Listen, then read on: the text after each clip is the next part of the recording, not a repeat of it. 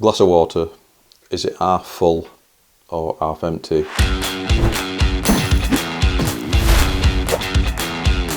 I want to talk about how I use both optimism and pessimism. In terms of long-term visions, I am quite optimistic.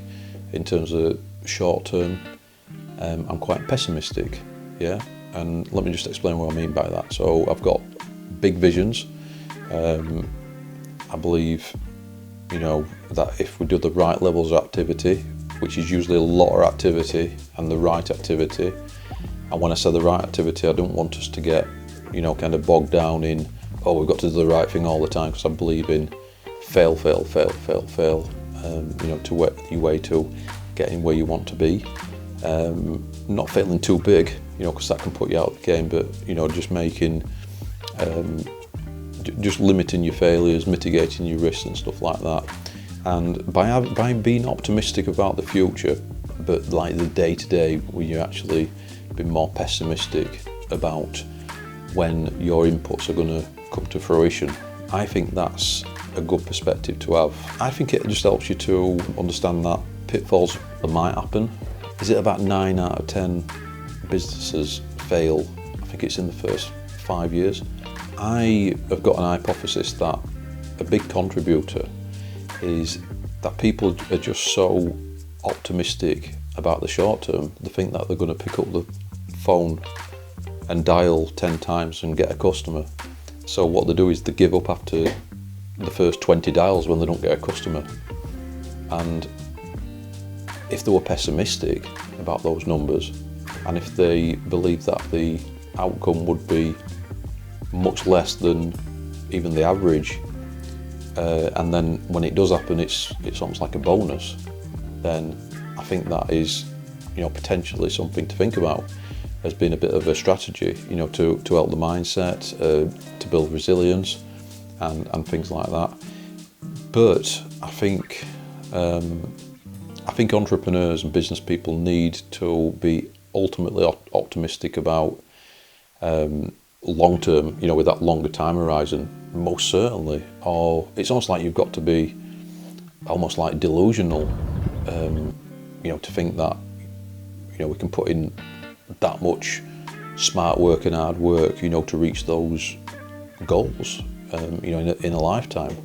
So there's got to be almost like some blind optimism there, I suppose, to get to that destination long term. But I think because the course is going to be such a struggle, and if we recognise that we're having that shorter term pessimism, but to know ultimately we're going to be optimistic and get to that destination, I think that is the key, because I've seen a lot of people give up, when it's got really hard, because they were just maybe too optimistic. They thought everything was just going to be plain sailing.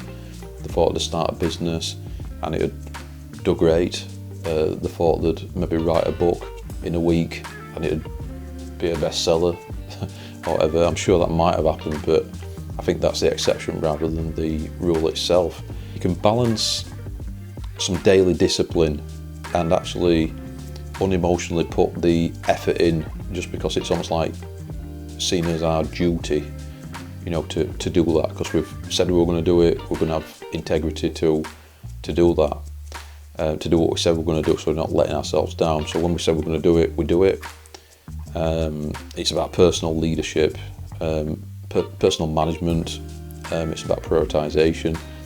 I suppose when people say that they don't have time, to do whatever it is to do something that's working towards the goals, what they're actually saying is it's not a priority.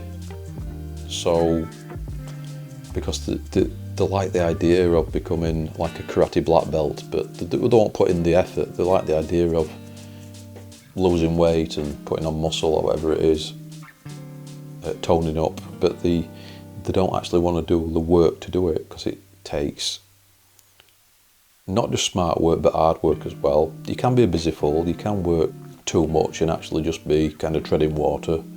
You can work on the wrong things rather than the using Pareto 80-20 rule, where you're working on 20% of the things that are going to have the 80% most most impact and results, basically. So yeah, I mean, what it all comes down to is having that vision, starting with the end in mind, but then actually being not even realistic about the path, but I think pessimistic, and then actually, and I think that helps people to get through the really tough times, the times when you get the no's on the phone and things like that.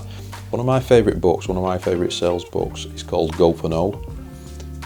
So Go for No is a fantastic book which I'd really recommend. 76 pages, and I would recommend that. Yes is the destination, so that's the optimism.